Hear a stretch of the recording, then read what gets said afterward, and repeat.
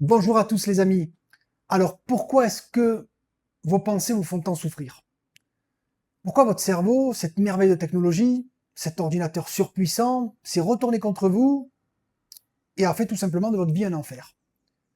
Alors sachez pour commencer que vous ne souffrez pas parce que vous pensez négativement, vous souffrez parce que vous vous identifiez à ces pensées.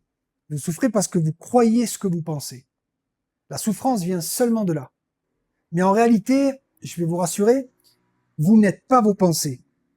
Les pensées n'existent même pas. Ce qui se passe dans votre esprit est complètement irréel.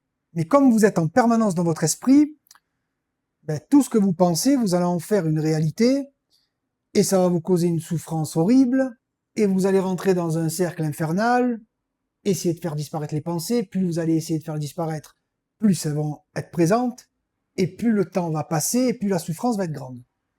Alors dans cette vidéo, je ne vais pas vous mentir en vous disant je vais vous apprendre à ne plus penser, ça n'existe pas.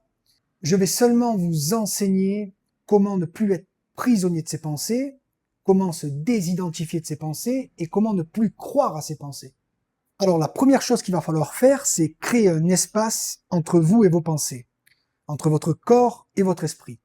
Votre esprit n'est pas votre corps et votre corps n'est pas votre esprit.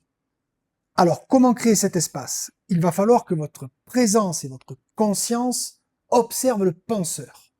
Quand je dis observer le penseur, ça signifie que vous devez observer, regarder vos pensées comme si vous étiez au cinéma, comme si vous étiez en train de regarder un film. En gros, quand une pensée arrive, une mauvaise pensée, ou quand vous êtes envahi de pensées, vous allez observer ces pensées. Vous n'allez surtout pas essayer de les faire disparaître, mais vous allez les observer comme si vous étiez devant un film ou au cinéma. Et en faisant ceci, vous allez créer comme un pont. En fait, vous allez créer deux mondes, celui de vos pensées et celui de la réalité. Quand vous regardez un film, vous avez des émotions, mais vous savez que c'est un film.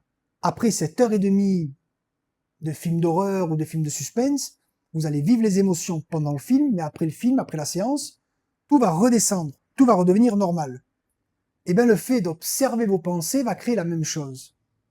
Quand vous allez avoir des mauvaises pensées, ça va peut-être vous créer des émotions, mais le fait de les observer, ça ne va pas vous faire souffrir. Et l'observation va créer ce pont, va créer cet espace entre vous et vos pensées. La deuxième chose que vous allez faire, puisque vous êtes l'observateur et non le penseur, en plus d'observer, vous allez accepter. Accepter vos pensées. Ça peut être les pires pensées du monde, ce n'est pas un problème. Ces pensées ne sont pas réelles. Elles ne sont pas vous.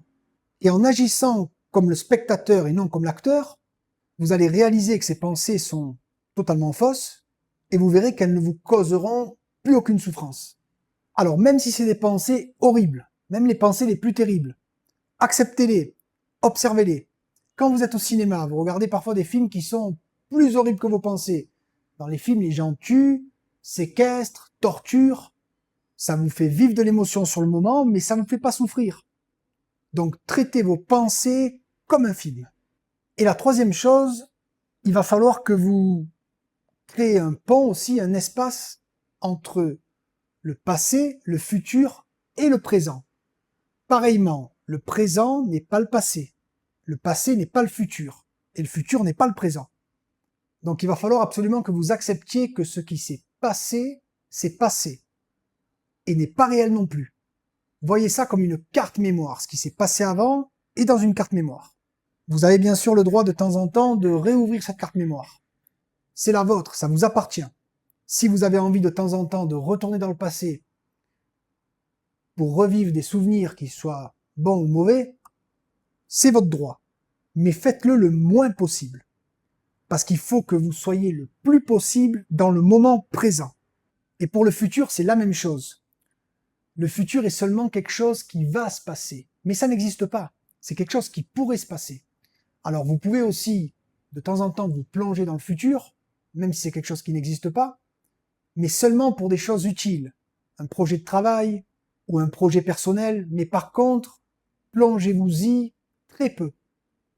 Pareil que pour le passé, allez dans le futur, même s'il n'existe pas, seulement quand c'est utile. allez faire un tour dans le futur, et ensuite vous revenez dans le moment présent. Alors n'oubliez pas que la clé de tout, c'est seulement de créer un pont, un espace entre vous et votre esprit. Vous verrez qu'avec de l'entraînement, si vous répétez ça régulièrement, au final, ça sera naturel. Dès qu'une mauvaise pensée arrivera, vous détecterez et vous vous direz, hop, allez, on commence un film. Un film qui va durer 10 minutes, 15 minutes, 20 minutes. Vous allez observer. Vous n'allez pas vous identifier. Vous allez peut-être vivre des émotions avec ces pensées. Mais elles ne vous feront plus souffrir. Et c'est ça le but. Et vous serez libéré à jamais de toute cette souffrance mentale. Voilà, cette vidéo est terminée. Merci de m'avoir écouté jusqu'à la fin. Si vous avez aimé la vidéo, abonnez-vous. Et on se revoit très bientôt pour d'autres vidéos.